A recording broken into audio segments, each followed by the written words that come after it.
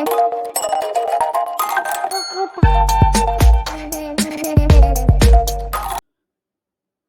Everyone, इस video में बात कर लेते हैं जनरल इंश्योरेंस कॉर्पोरेशन लिमिटेड की क्विकली एनालिसिस देख लेते हैं। चैनल को लाइक एंड सब्सक्राइब करना मत भूलिएगा। तो जीआईसीआरई में आप देख रहे होंगे स्टॉक में कंसिस्टेंटली फॉल देखने को मिल रहा है। फॉल की अगर आप देखें तो यहाँ से अगर अनुमान लगाएं, जो स्टॉक ने अभी हाई बनाया था 468 का, यहाँ से अगर फॉल देखें तो कंसिस्टेंटली इस ट्रेंड लाइन को अभी तक ब्रेक नहीं कर पाया है स्टॉक, और इसके ऊपर की कोई क्लोजिंग भी नहीं दिखाई है।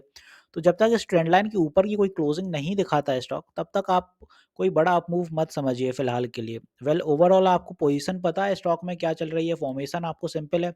चैनल के अंदर है स्टॉक, एक्यूमुलेशन रिटर्न्स की फॉर्मेशन है। रिसेंटली अभी फॉल आया था ये वाला 13.5 के अराउंड, वहीं से फिर बुलिश हुआ बट ऊपर तक नहीं पहुंचा, यहीं से रिवर्सल आ गया।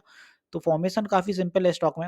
अब यहाँ पे अगर पीछे का आप छोड़ दें और इसी लेवल पे अगर डबल बॉटम बनता है, एक तो ये हो गया, दूसरा यहाँ कहीं बनता है, तब फिर तेज़ी शायद देखने को मिल जाए।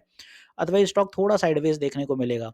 अब ये इसलिए बोल रहा हूँ क्योंकि आप देखें ओवरऑल मार्केट में करेक्शन बनते हुए नज़र आ रहा है। निफ्टी भी आज काफ़ी फॉल हुआ, और ये इसीलिए हुआ क्योंकि आप देखें निफ्टी काफ़ी दिनों से 22,000 के ऊपर तो था, बट 300 की रेंज ब्रेक नहीं कर पा रहा था, कोई बड़े मूव दिखा नहीं पा रहा था। इसीलिए जब प्रेशर बनता रहता है तो फिर एक बड़ा फॉल बनने के लिए तैयार हो जाता है, और आज वो बड़ा फॉल बना भी।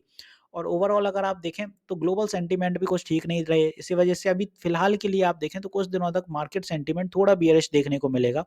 इसीलिए जनरल इंश्योरेंस की भी बात है तो यहाँ पर भी आपको फॉल देखने को मिल सकता है आने वाले दिनों में, क्योंकि डेली टीएफ इसका बियरिश हो रखा है। और अगर फर्दर फॉलिंग होती है तो आप देखें आज स्टॉक में जो सपोर्ट बना था वो रहा था यहाँ पे 383 के अराउंड, यहाँ कहीं। अब सपोर्ट क्यों बना? क्योंकि इन लेवल्स पे पहले यहाँ पे रेजिस्टेंस थी, अब वो सपोर्ट का एक्ट कर रही है, तो इसी लेवल्स का सपोर्ट बनते हुए नजर आया। वहीं बायर्स की अगर सॉरी ऊपर सेलर्स की बात करें तो सेलर्स अपन को सबसे ज़्यादा 415 पे दिखे, और स्टॉक यहाँ आज होल्ड नहीं कर पाया, और यहाँ से बड़ा फॉल देखने को मिला है, तो स्टॉक 4 से 5% की गिरावट के साथ नीचे आ गया।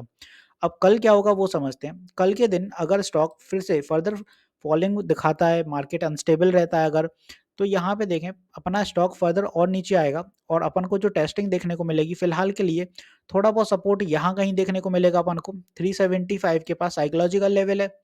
साइकोलॉजिकल लेवल अगर ब्रेक होता है, सस्टेन नहीं कर पाता है, तो शॉर्ट टर्म में फिर आप देखें आपका स्टॉक मिलेगा 365 के आसपास यहाँ कहीं। अब 365 के आसपास यहाँ कहीं होगा तो फिर आप देखें ट्रेंड लाइन के फिर से करीब आ गया 360 365, तो फिर स्टॉक यहीं पर ही सपोर्ट लेगा। जो फॉर्मेशन चल रही थी वही बरकरार है। एक्यूमुलेशन रिटर्न बुक हो गए, फिर एक्यूमुलेट हुआ यहाँ पे, फिर ऊपर रिटर्न बुक हो गए, अब फिर नीचे ही आ रहा है।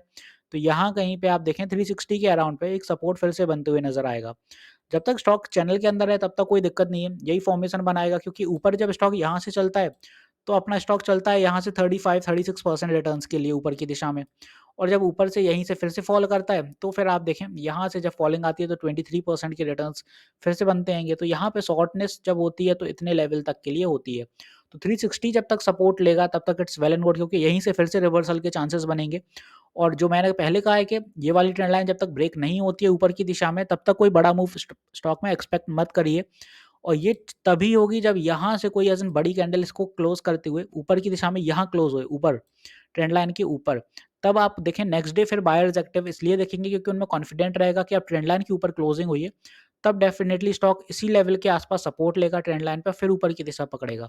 और जब तक ये ट्रेंड लाइन ब्रेक नहीं होती है तब तक कोई बड़ा मूव ऊपर की दिशा में नहीं देखने को मिलेगा। ट्रेंड लाइन पे आप देखें पहले भी रेजिस्टेंस आ चुकी है, यहाँ 2 से 3 रेजिस्टेंस बन चुकी हैं। इस लेवल से ऑलरेडी ये ट्रेंड लाइन बनती हुई आ रही है और काम कर रही है, इसीलिए ये रेजिस्टेंस बन रही है। तो अगर स्टॉक नीचे आ रहा है तो यहाँ कहीं पकड़िए 360 के अराउंड, और 360 अगर ब्रेक होता है तो वीकनेस दिखाएगा स्टॉक, तब वीकनेस में फिर स्टॉक 335 350 ये लेवल भी टेस्ट करेगा। तो जब तक 360 होल्ड करें तब तक इट्स वेल एंड गुड। अगर ये लेवल ब्रेक होता है तब वीकनेस ज़्यादा देखने को मिलेगी स्टॉक में। तो यहाँ पे होपफुली आपको मैंने नीचे के लेवल्स तो क्लियर बता ही दिए हैं कि स्टॉक कहाँ तक आ सकता है। और बात रही ऊपर के लेवल्स की कि ऊपर क्या मोमेंटम रहेगा कल जाने के लिए, तो स्टॉक को उसके लिए सपोर्ट बनाना है कल के लिए। अगर ऊपर की दिशा निर्धारित होनी है तो 388 या फिर मोस्ट प्रोबेबली 375 पे सपोर्ट बनना होगा स्टॉक का, तब फिर कोई ऊपर की दिशा की बात होगी। और ऊपर की दिशा में भी फिर आप देखें हर्डल 400 का रहेगा ये वाला, और 400 के बाद 410, तो ये अपने ऊपर की दिशा में दो ही रेजिस्टेंस आएंगी फिलहाल के लिए, 400 और 410, और सपोर्ट अपने निकल के आ रहे हैं यहाँ पे। अगर नीचे फॉल होता है तो अपना 375 एंड 360। तो होपफुली अब आपको क्लियर हो गया क्या कैसा मोमेंटम है, ऊपर 2 रेजिस्टेंस है, नीचे 2 सपोर्ट है। वीडियो यहीं तक रखते हैं, मिलते हैं नेक्स्ट वीडियो में। This is me Shubham Yadav signing off.